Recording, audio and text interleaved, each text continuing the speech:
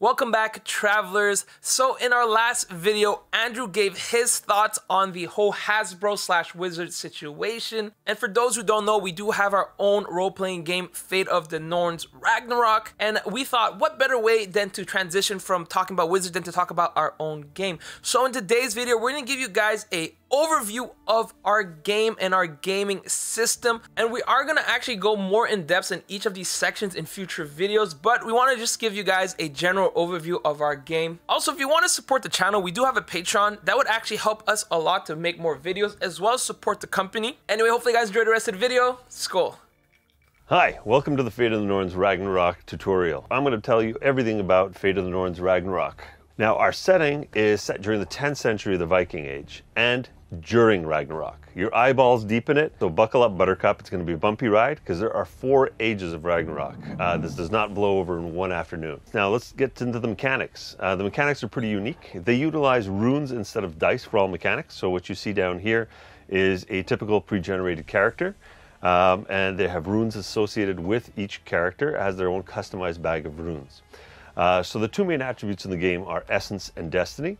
Essence represents everything you are: skills, abilities, memories, powers, health, the works. This is the number of runes the character will have in their rune bag. The second number, Destiny, is the effect that you can cause on the world around you. And mechanically, that's the number of runes you draw from your bag at random every time it's your turn to do a skill check, start a new round of combat, or just interact with the world in a meaningful way.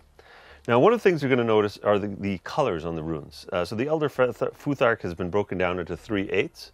And the first 8 is physical. So all the red runes are physical, blue runes are mental, green runes are spiritual. So obviously the more that you're going to have in your rune bag, in your essence, the better you're going to be at those types of skills and activities. Now, one of the really cool things the runes have allowed us to do is create the world's first RPG that has multiple levels of crunch or rules complexity. I've been playing for as long as I can remember, and I can tell you that around an RPG table, you always have people that have different thresholds for rules complexity and math crunch. So you've got some people that are like, listen, let's play a game of Fate where everything is, story driven and the rules can jump in the back seat, all the way to games like Rollmaster and Cyberpunk where you've got abilities that are stacking and numbers popping off. And so with the runes, it allowed us to create these 3 levels of crunch. Any player could play at any level at any time, and the system ties it together in real time. So I'm going to show you how that works. So the very first thing I'm going to grab here is a playmat. Now, one of the things we wanted to do is make sure that RPGs feel like you are playing a game and not doing your homework or your taxes. Because there's a lot of times when people come by and see RPGs for the very first time, they're like, what's all these complex forms that you're filling out? Why are you erasing all these numbers, rewriting them? Here, the runes and this playmat are going to manage the entire state of your character. So your rune bag is going to sit here on the 3 Norns, which dictate your essence. And just for the simplicity of this demo, I'm going to put all the runes next to the bag so I can just grab them a little bit easier. And then when the GM asks you to weird, and weird is an Old Norse term that means reveal your destiny, you're going to draw 2 runes at random from your bag and you're going to put them in hand. These represent the actions that you could potentially do on that turn. This character drew 2 because his destiny was 2, but if your character was higher level, let's level them up just for the sake of this example. You had 3 runes, they represent 3 actions. Now let's start with the lowest level of crunch. This is where really the story takes the focus of the game, and everything, including your character sheets, your powers, everything just drops into the back seat. You can just simply start narrating. So let's say an example. I'll choose the cheesiest example that comes to mind. You are sitting in a tavern, and a strange man walks up to your table, and you recognize him as an assassin sent to kill you. What do? Well, you're going to say, I'm going to flip the table at the assassin. And so for every verb you use, you play one of the runes from in hand to in play. And so when you're flipping the table, the assassin's going to have their own runes. And the assassin, let's say, has 2 runes. We'll give them 2 runes over here on the side mat. And they plan to shank you with these 2 actions. Now, they could say, you know what? I'm going to change my mind. I didn't expect furniture to come flying at me. It's an action-reaction system. So even when it's not your turn, you have abilities and actions that you can take.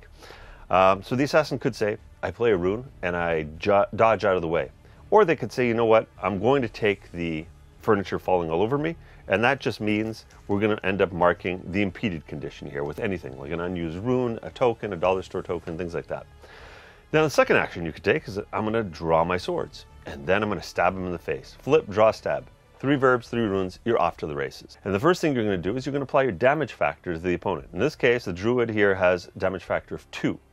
And the opponent, let's say they have armor, they have a protection factor 1, that would kick in automatically. And then you have the option, do you want to play a rune to further reduce the damage based on whatever's left over? So it's very much an action-reaction system, and it's less about the dice let me do it, and more about how do you want to use your actions? How do you want to tell a story on your turn, or during that turn of a scene or a combat? So now let's move up one level of crunch, because that one's pretty straightforward. Any verb is any rune. Now the second level of crunch is when you create your character, you are going to be binding different runes to different types of abilities. So right now, this character here has Forest Gaze, which is a Verwandlung spell. And so this is, by playing that rune, you play that spell, Forest Gaze. You could also play this rune over here, which will say, I'm going to do Field of Quagmires, which also creates another spell effect where everyone has a hard time walking through the terrain. And the last one is Geyser of Living Water, which creates this ever-flowing geyser on the battlefield and gets people heals and bonuses when they're around it. So by playing the runes that are bound to your spells, abilities, powers, and talents, you actually trigger them and use them. And they give you a little bit more juice than a typical verb would give you. And now the last level of crunch is where you can combine runes together to change the way powers work. So let's say that assassin showed up with multiple allies with him. So you're outnumbered, 3 to 1, 4 to 1. Are you afraid? No, because you're a Viking. So now, let's say we want to cast Field of Quagmires. So we're going to create this entire swamp in the tavern. So these guys start sinking in quicksand. And what we want to do is we want to make sure that this does not last for only a single turn, but we're going to maintain it. So by playing more runes beside, what we do is we rotate the runes to indicate that these are meta tags that change the way this power works. And so by playing a green rune, we consult what the meta tags are on the power, and that would be maintain. And the red one would add amplify. So it would double the effect of this quagmire in that area. And so by combining runes, you're going to be able to customize your actions. You're going to have less actions, but they're going to be more potent actions. And you can play at any level, any time. So I'll show you that very quickly. What we'll do is level you up to 4 destiny. And we're going to say the enemy shows up, you flip the table, crunch 0. Then you say you cast Field of Quagmires, which is crunch 1. And then what we're going to do is we're going to cast Geyser of Living Water, and we're going to amplify it, all in a single combat round. So this begs the question, how does this help the GM? And how many times do you have to run an adventure where you've got a boss monster and a bunch of little minions, and the RPG system forces you to look at the minions at the same level of minutia as your boss monster? Well, with these levels of crunch, what you can do very simply is say, you know what? All of the little goblins that I have running towards the party, I'm going to run them on crunch 0, autopilot basically. They're just going to do verbs. They're going to run up to you, bash you on the head with a club. They're going to run up to you, start chewing on your leg. And then what it does is it frees up your mental cycle. So now look at the boss monster and say, now if I combine these runes in a specific way, like if I were to create this rune chain, then all of a sudden this will put the fear of God into my players. And so this is a great tool to have on both sides of the GM screen. Now let's talk about damage. Combat should feel visceral and dangerous. So one of the things that we find with the hit point system is that it detracts from the immersion that the GM is trying to create for the players. So if the GM is taking the time saying you're descending into this crypt and there's a fog hanging over the land and you see skeletal hands come ripping out of the ground as a dark shape emerges from the tomb, all of a sudden now you are totally immersed in the combat. And then if someone says there's an eldritch bolt that gets fired and you take 13 points of damage, well, what do? You go off to the side, you do some math. Has anything changed in the game? No. Until you hit 0 hit points, all you're doing is math for the sake of doing math. So every single time the GM's trying to rope you back into the immersion, you're getting ripped out to do some extracurricular activity on the side that doesn't contribute to the actual adventure or the scene that you're in. So now the way combat works here is your rune bag is your life total. So if you have 4 runes, you have basically 4 good hits that you can actually take. And the way it works is we're going to put 2 runes here in hand. We're going to say you actually already played them. And someone attacks you and deals damage to you. And they hit you for 4 damage. First thing that's going to kick in here, let's say we're playing the druid. You've got a protection factor of 2. So that's going to reduce the damage from 4 to 2. What you're going to do is you reach into your bag, pull out a rune at random.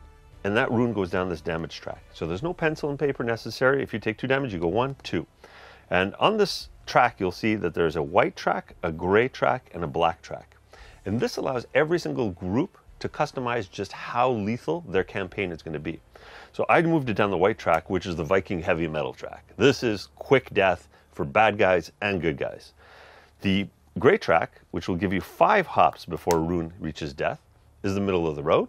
And then what I affectionately call the Care Bear track, the black track here on the outside, is 7 hops. So it'll really prolong your battles, make things safer for the players, but at a cost of longer battles. Because the bad guys, the system basically says, players vote on the track, and the GM's going to use the same track that the players voted on in their for their monsters. So now, if you take 2 damage, you take 2 damage here, and you're still very much in the game. If you take 2 more damage, a rune goes here in death, and another one comes out here in stun. Your bag is now empty. And if you take 5 more damage, it'll go 1, 2, then you have to take one of your runes up here, 3, 4, 5.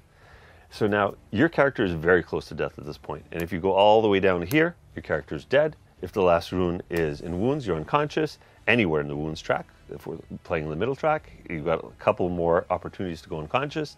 And then if it's in stun or above, you're pretty much still in the game. On the topic of death, one of the things that we can definitely talk about that's unique about the system are the afterlife mechanics. Now, we are very much true to the Eddas, the sagas, all of the mythology of the Vikings. And the Vikings did not have resurrection, reincarnation, raise dead. You will not find those spells in the game. However, what did the Vikings have? They had Valkyries, and they have the afterlife places like Valhalla, Folkvangar, Glisisvilier, Rand's Underwater Hall.